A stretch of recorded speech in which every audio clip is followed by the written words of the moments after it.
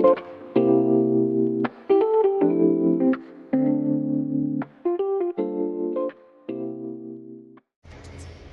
mga beshi ko! Welcome back ulit sa aking another Baguio trip vlog. Ngayon, ipupunta naman ako sa Botanical Garden. Wait lang ha mga beshi, maghahanap lang muna tayo ng parking. Ayan.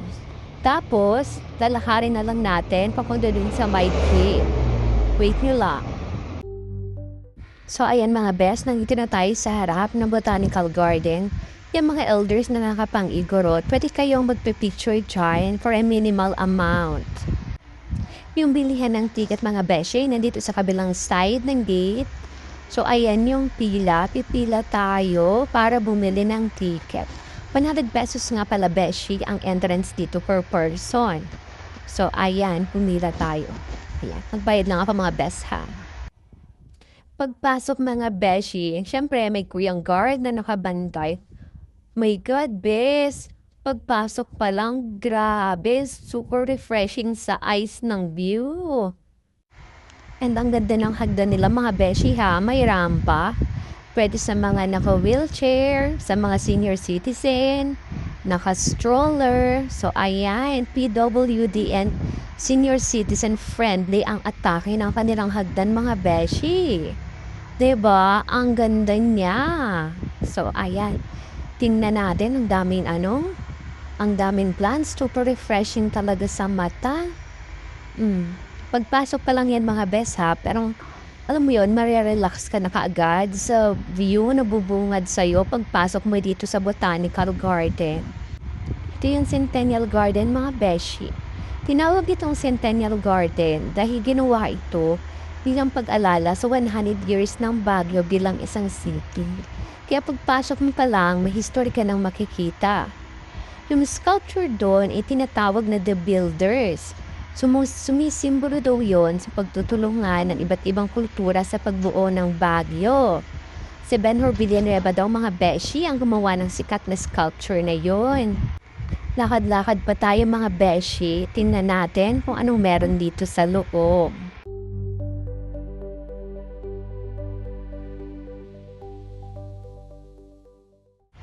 Wow! Ito pala yung sinasabi nilang log steps mga beshi o hagdanang gawa sa mga hiwa ng troso dito sa Baguio Botanical Garden. Kasi ito sa mga pinapapupuntang spot at talagang Instagrammable corner sa loob ng garden. Dahil nga siguro sa kakaiba nitong wood slices design na parang natural lang isinama sa paligid. Habang tinitingnan mo siya mga beshi, ramdam mo yung rustic at earthy vibe. Earthy vibe? Arte ha. Yung tipong bagay na bagay sa malamig na klima at malagubat na scenery ng Baguio. Parang simple lang siya, pero kapag nasa actual ka na, may charm siya na talagang mapapahinto ka sandali para mag-observe at mag-picture.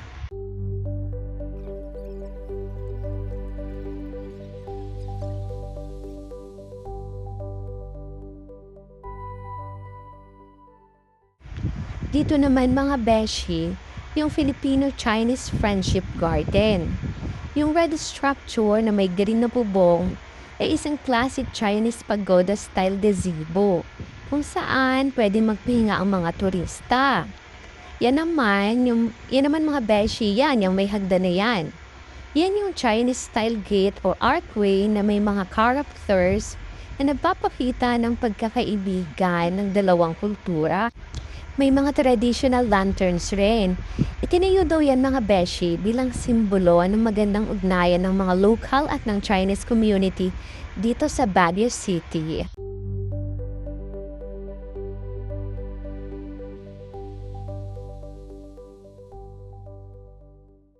Itong part na ito mga beshi ay tinatawag na Filipino-Japanese Friendship Garden.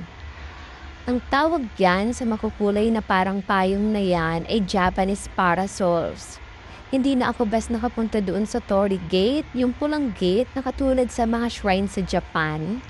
Yung stone lanterns and panda sculpture. Ang tagal kasi matapos ng mga nagpipicture doon sa may entrance nitong garden. At tulad beshi ng Chinese Garden, ang area na ito ay simbolo ng ugnayan ng Baguio at ng mga Japanese sister cities nito. Dito naman mga best yung children's playground o ang petting zoo area. Ang section na ito ay sadyang ginawa para sa mga bata dahil sa mga cute at makukulay na animal statues. Colorful rin yung hagdan ng mga beshi. Yellow and green, palatandaan na nasa playful side ka na ng garden. May mga rebulto rin na nagre-represent na mga animal zodiac sign. Ito mga beshi yung isa sa mga pinakabuhay na part ng garden dahil sa dami ng mga batang naglalaro at nagpapapicture dito. Ngayon naman mga beshi, samahan niyo akong pumunta dun sa dulong part ng garden kung saan maraming mga nakatanim. Tapos parang dun yung may mga nagtitinda ng mga bonsai, ganyan. Dun siya sa dulong part. So tara, samahan niyo ako. Sana maikot natin lahat mga beshi, no? Sana mapuntahan natin lahat ng part nitong garden.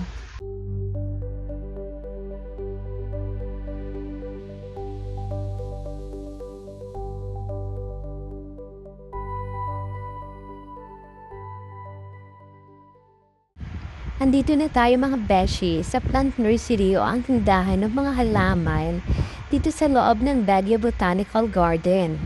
Dito pwedeng bumili ang mga turista ng iba't ibang halaman na kadalasang tumutubo sa malamig na klima ng Baguio.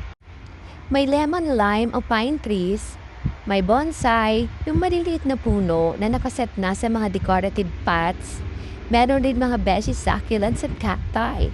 May herbs rin tulad ng rosemary, mint at iba pang spices. Marami ka talaga beshing pwedeng pagpilian dito na madaling iuwi pang pasalubong.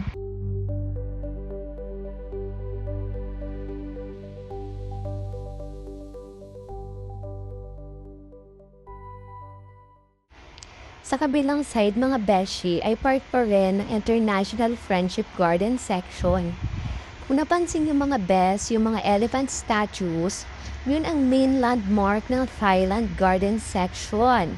At yung Golden Gate Bridge replica, yung replica ng Golden Gate Bridge na sumasagisag sa pagkakaibigan ng Pilipinas at USA and Canada. Ang mga bulaklak naman mga beshi na nasa foreground ay bahagi ng well-maintained flower beds dito sa Botanical Garden sa palibot ng international markers na ito. Magandang spot ito mga beshi para sa ng group photos dahil kitang-kita mga pine trees sa background. Dito naman tayo mga beshi sa vertical garden tunnel o mas kilala sa tawag na hanging garden tunnel. Kung napansin niyo mga beshi, sa entrance ng tunnel may decorative yellow sunflower symbol sa gilid. Madalas din itong napapalibutan ng tunay na sunflowers kapag blooming season. Ngayon kasi hindi eh. Ang buong walkway mga beshi ay natatakpan ng mga baggy at gumagapang na halaman. Kaya kahit ang haling tapat ay malamig at presko paglakad dito. Ang design ng sahig ay ginamitan ng hollow concrete pavers at may mahabang ramp sa gilid para sa accessibility. Ito ang tunnel na madalas na dinadaanan ng mga turista. Pagkatapos mag-ikot-ikot at makita yung mga statues sa main entrance patungo sa mas malalim na bahagi ng garden. Kung nasaan mga beshi ang International Friendship Gardens. Ang ganda, di ba?